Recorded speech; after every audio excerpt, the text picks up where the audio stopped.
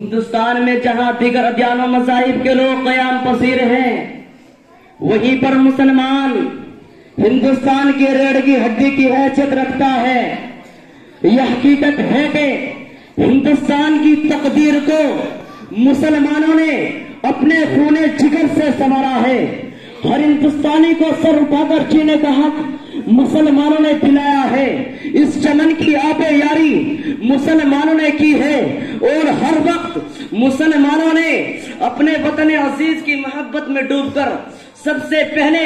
سینہ سپر ہو کر ہندوستان پر قبضہ کرنے والوں کے لیے ناپاک عزائم کا قلعہ قما کیا اور انگریزوں کو اس ملک سے مار بھگایا۔ انگریزوں کے خلاف علم بغاوت بلند کر کے اپنی جوان بیویوں کو بیوہ بنا کر، اپنے بچوں کو یتیم کر کے، اپنی گردنیں کٹا کر، اپنے خون کو پانی کی طرح بہا کر ہر آنے والی باطل طاقت کا مسلم علماء اور عوام نے مقابلہ کیا اور ان کے ناپاک منصوبوں کی دھجیاں اڑا دی اور ان سے بات کیا ڈالی کہ جب تک مسلمان ہندوستان میں موجود رہے گا اس وقت تک اس ملک کو غیروں کے حوالے نہیں کیا جا سکتا، اس ملک سے ہم کو کوئی چھین نہیں سکتا۔ ہم اپنی جان تو دے سکتے ہیں مگر ہندوستان نہیں دے سکتے، اس لیے کہ ملک ہمیں اپنی جان سے زیادہ پیارا ہے۔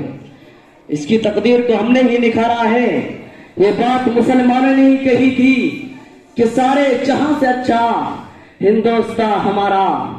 سارے جہاں سے اچھا ہندوستان ہمارا، ہم بلبلے ہیں اس کی، یہ گلستہ ہمارا۔ غلام قدر حاضرین، مگر آج بڑے افسوس کے ساتھ یہ بات کہنی پڑتی ہے کہ جس وطن کے خاطر مسلمانوں نے اپنی جانیں گنوا دی، بیوی کو بیوہ اور بچے کے یتیم کیا، جس کی عبادت کے خاطر اپنی گردنوں کو سولی پر لٹکایا، جس کی عبادت کو اپنی حفاظت سمجھ کر انگریزوں سے مقابلہ کیا، آج اسی ہندوستان میں انہیں مسلمانوں کا جینا دوبر کیا جا رہا ہے، ان کے ساتھ ناانصافی اور بے وفائی کا برتاؤ کیا جا رہا ہے، ان کے جذبات اور احساسات کو مجروح کر کے انہیں نا امید اور باغی ہند قرار دیا جا رہا ہے، انہیں دہشت گرد قرار دے کر ان کی زندگیوں سے کھلواڑ کیا جا رہا ہے، ان پر بیجا الزامات عائد کر کے انہیں قید و بند کی سزائیں دی جا رہی ہیں۔ ان کے اس وطن پر بے شمار احسانات کے باوجود حکومت کی انہیں ہر مراعات سے محروم رکھا جا رہا ہے، انہیں دہشت گرد قرار دے کر ان کی زندگیوں سے کھلواڑ کیا جا رہا ہے۔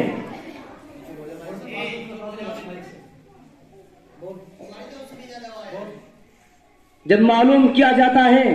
تو بس ایک ہی وجہ نکل آ رہی ہے کہ مسلمان ہیں۔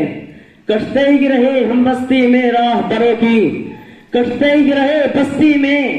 ہم راہ بروں کی، آنکھوں میں سلاخی رہے ہم دیدہ وروں کی، اس دیش میں برسوں سے پریشان ہیں ہم لوگ، بس جرم ہے اتنا کہ مسلمان ہیں ہم لوگ۔ میں مسلم دشمن بہنوں سے پوچھنا چاہتا ہوں کہ ذرا بتاؤ کہ ہندوستان کو اتنا حسن و جمیل کس نے بنایا؟ مرکز توجہ بنا ہوا یہ لال قلعہ کس نے بنایا؟ ہندوستان کی قد و قامت کے دلیل یہ قطب مینار کس نے بنایا؟ شاہجہاں کا حسین تاج محل کس نے بنایا؟ بالآخر تم یہ کہنے پر مجبور ہو جاؤ گے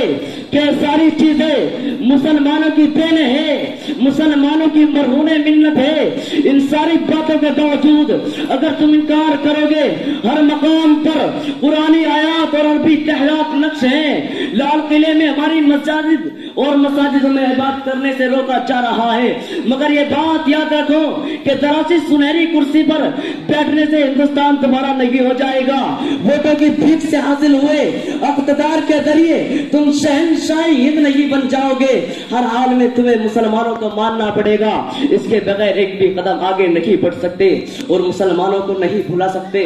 کلیم عاجز نے کیا خوب کہا ہے، اب وہ انجمن اہل ستم کی ہے جلوہ گاہ، روشن جہاں چراغے وفا کر چکے ہیں ہم، اور کس کس جگہ بیاض وطن سے مٹاؤ گے، ہر ورق پہ مہرے وفا کر چکے ہیں ہم۔ پیارے دوستو، ان ساری باتوں کے باوجود مسلمانوں پر ظلم ہو رہا ہے، ہر جگہ ہماری مساجد، مگر ان مساجدوں میں عبادت کرنے سے روکا جا رہا ہے اور ان مساجد کو روز بروز مقفل کیا جا رہا ہے۔ مسلمانوں نے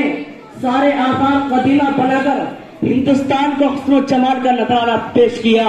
और वहीं पर अपनी जबीन नियाज कम करने के लिए, खालिद दो जहां का शुक्र अदा करने के लिए वही मसाजिद बनवाई। मगर अफसोस सद अफसोस कि आज वही उन्हीं मसाजिद को बंद करवा के वहीं पर अनोखे मंदिर बनवाकर अल्लाह के बजाय